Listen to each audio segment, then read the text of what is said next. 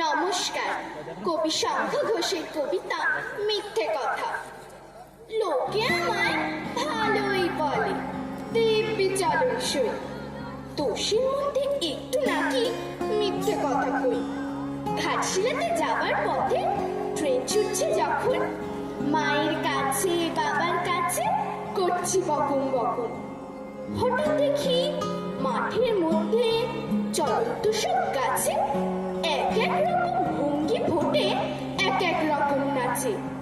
ও মা দেখো নৃত্যনাট্য, যেই বলেছি আমি, মা বকে দেয়, বড্ড তোমার বেড়েছে ফাজলামি।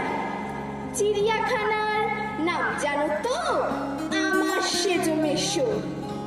আদর করে দেখিয়েছিলেন পশুরাজের কেশর। কদিন পরেই চুন খসানো দেয়াল জুড়ে একই কবিকল সেই রকমই মূর্তি যেন দেখি।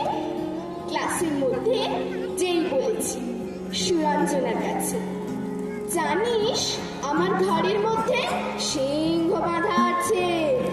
শুনতে পেয়ে দিদিমণি অমনি বলে, শোনো এসব কথা আবার যেন না শুনি কখনো। বলি না তাই সেসব কথা, সামনে থাকি খুব, কিন্তু সেদিন হয়েছে কি এমনি বেয়াকুল।